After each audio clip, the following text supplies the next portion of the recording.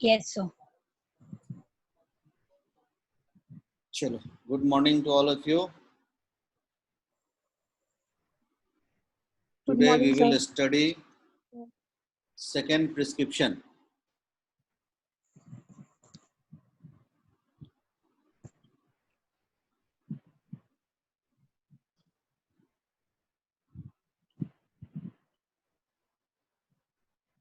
As we know, regarding second prescription, we should not be, first of all, confused ourselves that this is a numerical counting of prescription. Although it names second prescription, but it is not a numerical counting of prescriptions. So second prescription is actually a name for a follow-up prescription. No matter how many times patient have taken a prescription with you, each time when you will consider your patient as a follow-up of your previous prescription, this prescription will be called as second prescription. In your textbook, there are certain criteria, there are certain definitions regarding second prescription. So let's begin with these. You must remember, for your exam purpose at least, this is the shortest definition of second prescription. That it is the prescription after the first one that has acted. This is very important, that I have given you highlighted with green color, that has acted. So if your first prescription doesn't or have not shown any change, any proof of its action, then the next prescription that you will prescribe will not be called as second prescription. So the criteria for the second prescription to define lies here in the action of first prescription. And so the definition says it is the prescription after the first one that has acted. And here I have again given you in a form of note that we should not prescribe or repeat the medicine until the previous medicine, action of the previous medicine has finished. This is the criteria. First prescription act kiya, but when you will prescribe second prescription, when you will be ready to have a second prescription. For this, it is very important that you must let the first prescription act completely. If you interrupt its action, if you will be in a hurry to prescribe the second prescription, you will always spoil your case. Before going to the details of second prescription, there are certain very important information that Kent has given in this chapter. If you will study the first 2 pages, that few things Kent has described here. One is related to somehow your medical ethics, as well as for the benefit of your patient, that there are certain rules in homeopathic practice. It may be in allopathic practice also in other, but we are most concerned with homeopathic practice also. That whenever one patient comes to you with a history of medication, if that patient is taking medicine from some other physician and patient has improved a little bit and he has now visited to the next physician. In such case, Kent warns that a good homeopath should advise your patient, a good homeopath should direct your patient that if your previous prescription, if your previous physician has given you certain relief if he has benefited you even in a slightest manner, then you should not change your physician. The reason behind that is, if you will change the physician, the new physician is not knowing what are the symptoms. Based on that, the physician has made the first prescription, and even he may not know what is the first prescription, what was the dose, what was the potency, what was the condition of his that prescription. And in such condition, you are not able to justify the second prescription, although the physician was different in case of first physician. But it is very important that if a good physician has prescribed a remedy based on perfectly homeopathic principle and medicine has acted, that means that medicine must have a very close similarity to that person, to that patient. And in that case, it is very emphatically emphasized by Kent that you should not prescribe in a hurry. Rather, you should first advise your patient that go back and consult your own physician, or you have to bring back all the details.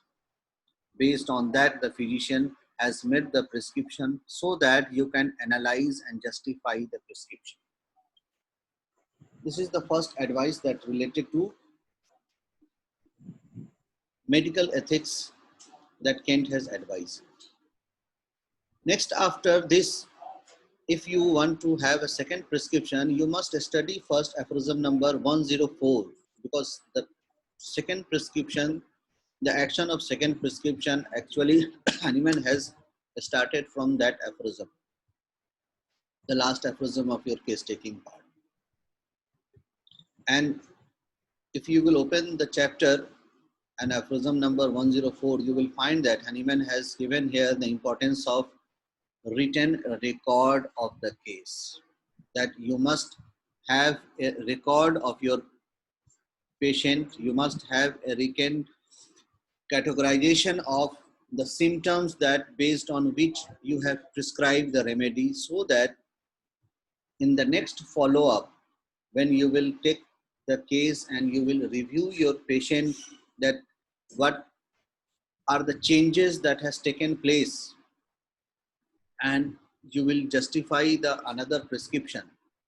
That is the place where Hahnemann has described the place of second prescription, and one direction for the second prescription is that the first prescription must have a written record of all the details and the symptomatology based on which the symptoms was prescribed, the remedy was prescribed. And then after, in follow-up prescription, you will analyze all those parts, that what are the symptoms that has been changed and what are the symptoms that remain, what are the symptoms that has appeared, whether the symptom appeared is the new symptom, whether the symptom appeared is the reappearance of old symptom. Because based on these analysis, your second prescription will decide that which remedy and where you will prescribe. Another important thing, especially in regard to this chapter, especially because we are here studying second prescription according to the Kent. We are not here studying second prescription as an open platform. So we are more concerned with this chapter of philosophy of Kent here, and so we are studying in relation to this. And in his chapter of second prescription, Kent has not considered second prescription the prescription of placebo, the prescription of Saclec. Made it very clear when you will study this chapter. Whenever Kent is saying wait and watch, whenever Kent is saying that you have to wait, that wait indicates that whenever you are waiting, that means you are not going to prescribe. Patient has coming to you and you are just returning the patient with placebo. That situation is called here as wait and watch, and to which Kent has already described. I think when you will see the second, third page of this second prescription, Kent has very clearly said about the prescription of Saclac, and he has considered it in a wait and watch. So this second prescription is not including prescription of Saclac. Prescription of Saclac, Kent has kept it in a wait and watch duration, in a wait and watch period. So for you, you are understanding that what you are doing, and you are having a wait and watch, or we are going to prescribe. When you will prescribe a remedy, then it will be considered as your second prescription according to the Kent. So before going to the types of second prescription, there are certain criteria, there are certain conditions that must be taken care of. The first condition that Kent mentioning here is that whenever you are prescribing a second prescription, it presupposes certain conditions. Kent says your second prescription has a presupposes certain conditions, and that second presupposing conditions are nothing but to consider that first and most important thing is, as he is saying, your first prescription is perfect one, or is the correct prescription. Your first prescription is based on proper homeopathic philosophy. And the second point he's saying is you have given enough time to act that prescription.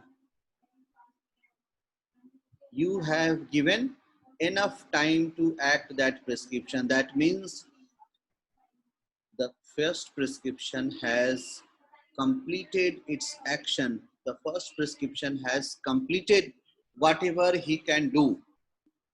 Now there is nothing left to work. Then only there is place for second prescription. Third one is you have left the first prescription to act alone without any other so many supplementing things. And that these three conditions are one of the factor for your philosophically correct way of second prescription also. If any of these factors are not mentioned, if any of these factors are not fulfilled,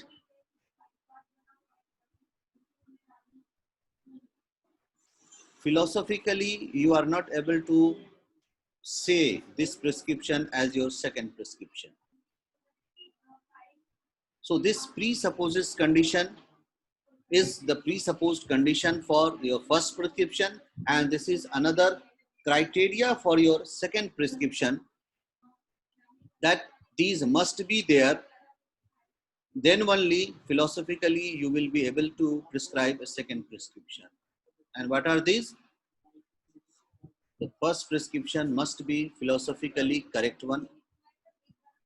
The first prescription must have acted its proper duration of action, and your first prescription must be left alone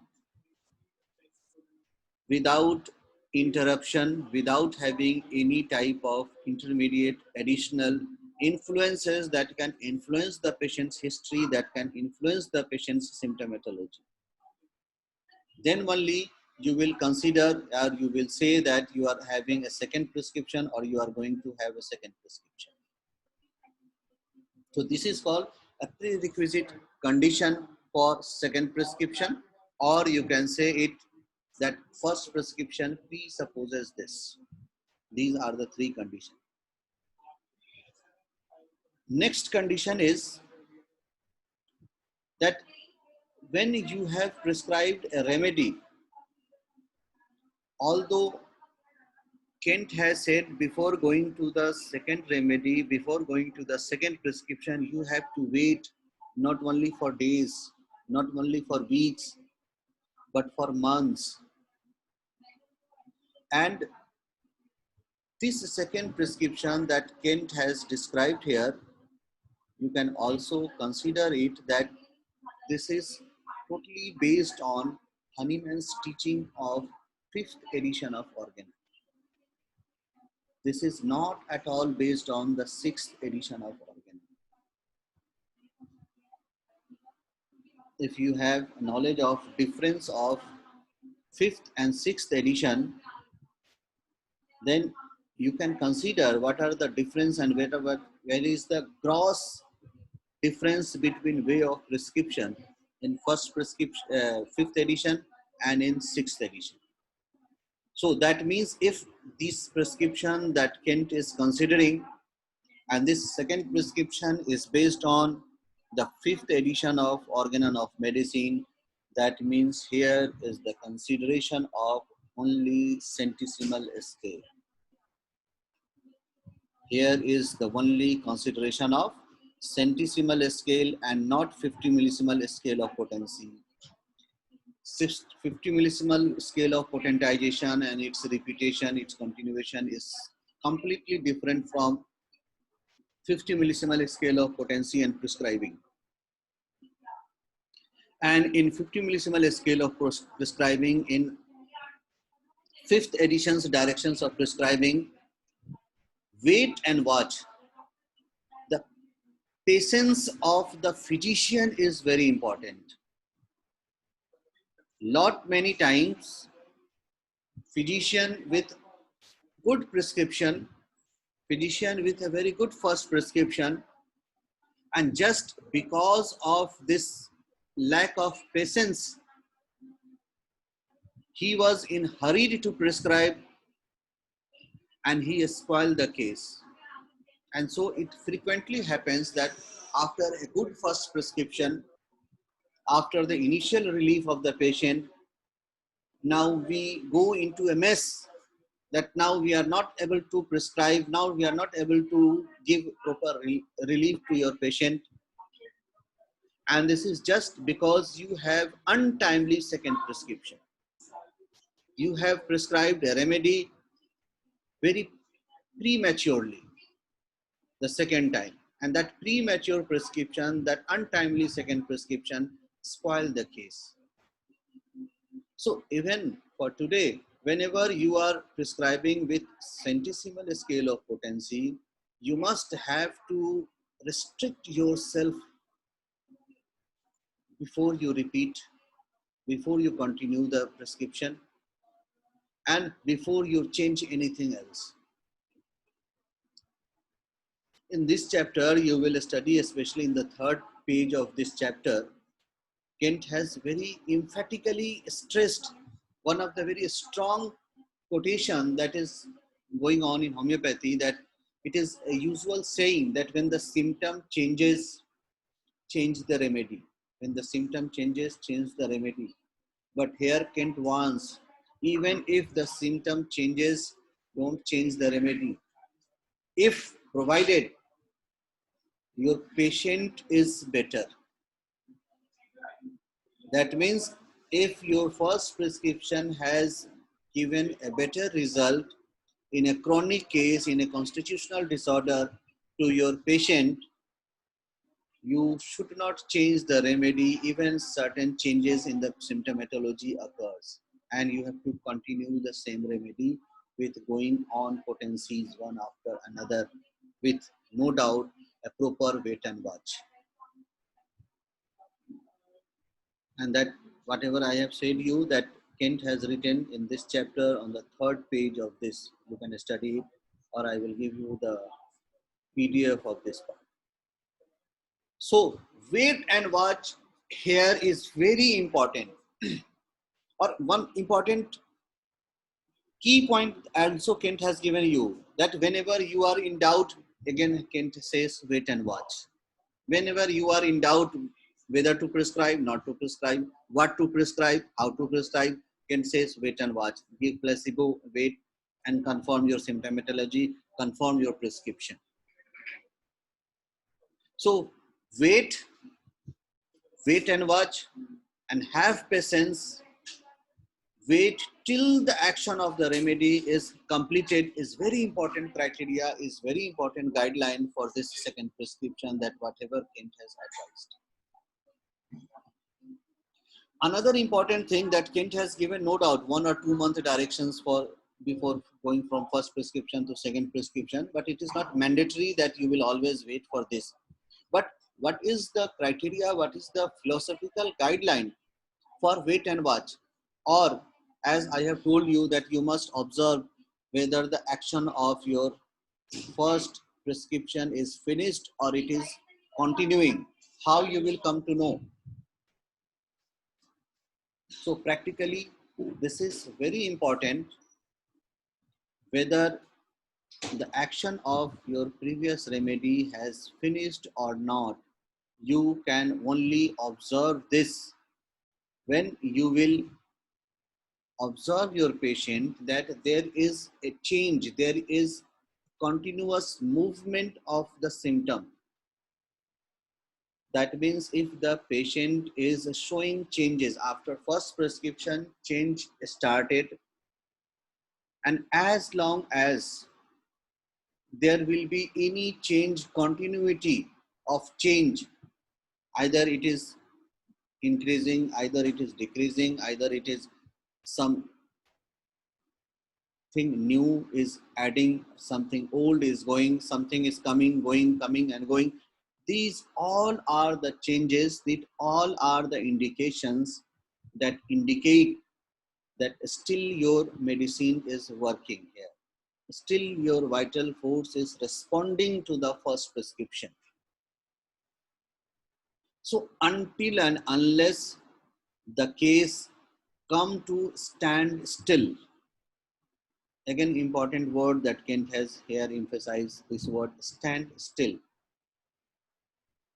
Until all the movement that has started after the first prescription come to stand still, then even for this stand still you have to wait for certain time.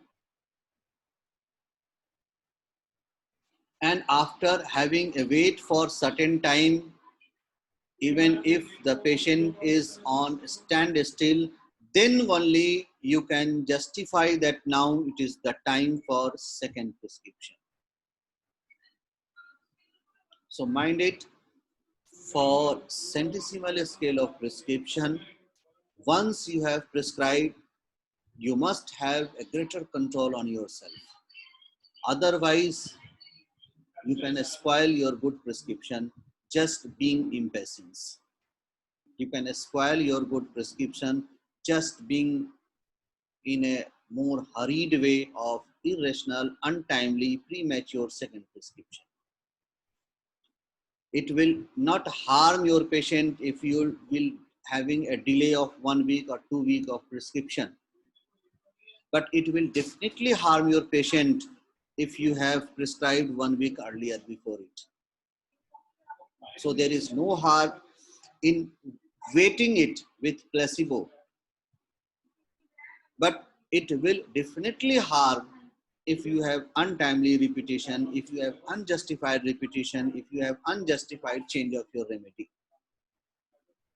So in this chapter, one of the important message is whenever you are prescribing, because nowadays we have both septesimal and centesimal. So I will again emphasize you, whenever you are prescribing in centesimal scale of potency, you must have a greater control first on yourself.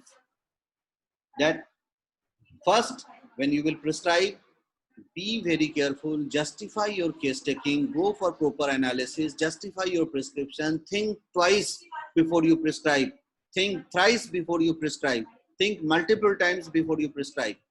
But once you prescribe, keep proper control on yourself. And that will give you much more benefit, especially in chronic cases in a long duration. A slight hurry to relieve the patient will make you to go into a false step, and ultimately with intention to relieve your patient, ultimately you will harm your patient. A good intention with a lack of proper philosophical understanding, you will ultimately harm your patient.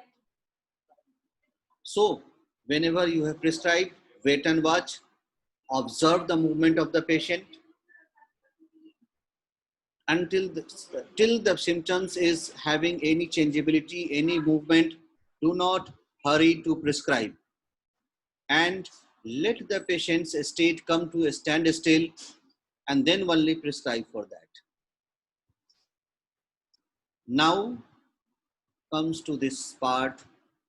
When you have completed this, you have enough wait and watch. When you have not interrupted your first prescription, when the symptomatology of the patient after first prescription is come to standstill, then only your second prescription begins. And so we will here onward study the types of second prescription. And I think now we have only 6 minutes left. So next class, I will give you the proper PDF of this chapter and I will describe you each and every parts of the second prescription, types of the second prescription, when you will do this type of prescription. So till we have time, you just note down the types of second prescription.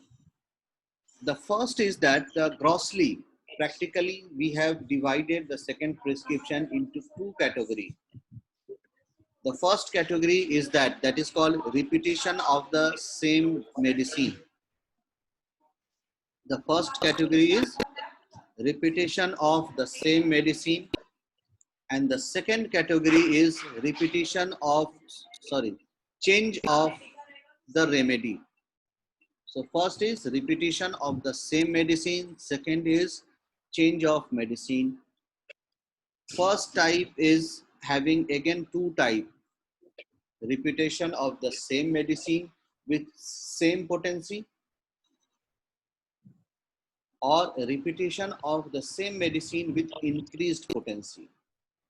For example, if you have prescribed belladonna and again you are going this part of second prescription, again if you are going to prescribe the belladonna, then here whether you are prescribing belladonna 30 after the previous prescription of belladonna 30, or whether you are going to prescribe belladonna 200 after the previous prescription of belladonna 30. So in both the case, belladonna is the same, 30 changed into 200. So it is same remedy, same medicine with changed potency or increased potency. So this is the first type. Second type is change of medicine. Here the medicine changes. Whatever you have prescribed earlier, now you are prescribing a different remedy. And this change of remedy is having these four types. One is called complementary. Next is called antidote. Third one is called cognate. And the fourth one is called change of plan of treatment. These all four types are the types which having different medicine other than your first prescription. These all are having a different medicine prescribed which are not prescribed in earlier. So here you are prescribing another remedy. And so this is called change of remedy, having this four type, repetition of the remedy, having two types, same potency, different potency. Here is complementary, antidote, cognate, and change of plan of treatment. I will describe you all these type, when and how you will prescribe with justification in our next class. Till now, anything you want to ask here? Anyone?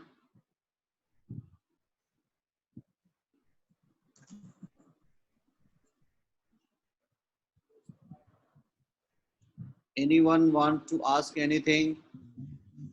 Sir, हाँ जी बोलो.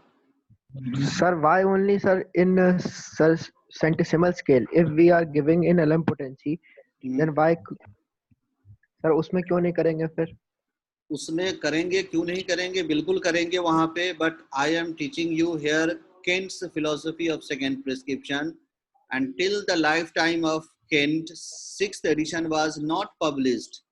So whatever Kent has written in his philosophical book, Kent has not gone through the 6th edition. Kent has not gone through the 50 millisimal scale of potency. And that's why in the beginning I told you, I am not here teaching you second prescription in an open platform. Rather, I am here teaching you second prescription according to Kent only. And that's why, because in this condition, the repetition of conditions is all according to the based on 5th edition. So here 50 millisimal condition is not considered. But it is not so that 50 millisimal condition doesn't have this criteria of second prescription. Definitely it has criteria for second prescription, but this criteria is not mentioned in your this book of Kent philosophy. Sir एक और question है. हाँ बोलो. Sir अगर मान लीजिए हमने medicine they the first prescription में, सर हम लोग पेशेंट एज अ होल ले रहे हैं जी. अगर सर पेशेंट को कोई बहुत ज्यादा अक्यूट अटैक आ गया, जैसे वो कोल्ड एक्सपोजर में गया या बहुत ज्यादा डायरिया हो गया, हाँ, तो सर उसमें सर केंट साहब के हिसाब से सर हम उसमें सेंटिसिमल स्केल ही मेडिसिन कुछ देंगे या फिर उसको उसी तरह छोड़ देंगे? उसको देंगे, वो हम डिस्कस करेंगे when I will teach you this fourth, जो चेंज ऑफ रेमेडी में जो थर्ड टाइप हमने बताया है आपको, cognate. That cognate is dealing with the same question that you are asking. जब उसको पढ़ाएंगे तो वहां पे हम बताएंगे कि अगर हम एक क्रॉनिक केस को डील कर रहे हैं और इन बिटवीन कुछ एक्यूट कंडीशन सीवियर एराइज होता है जहां नीड ऑफ मेडिसिन कंपलसरी है, इस कंडीशन को डिस्क्राइब किया गया है जो थर्ड टाइप है सेकेंड चेंज ऑफ रेमेडी का, दैट इज कॉल्ड कॉग्नेट. वहां हम आपको इस चीज के बारे में बताएंगे कि इस बीच में आप कैसे प्रिस्क्राइब करोगे. Anything else? सर एक्यूट में कितने टाइम तक वेट एंड वॉच करेंगे? देखो ये ज्यादातर केंट ने जो बताया है, this is mostly applicable for chronic case, mostly, not always, mostly. But in acute case if we go for Hahnemann's aphorism, if within few hours your medicine doesn't show improvement, you have to change the remedy. It is the dictum of Hahnemann that he has described in aphorism. And that's why in acute cases, if the severity is severe, then you have to repeat the remedy in frequent repetition, even after 5 minutes, 10 minutes. And even after this frequent repetition, you are not getting result within few hours, you have to change the remedy. Thank you. Okay, so let's hope we will study this further in our next class. And if you, those who have book, must go through this, so that if you have any doubt, you can ask me in the next class. Okay, thank you very much. Okay, sir. Thank you, sir. Thank you, sir. Thank you, sir.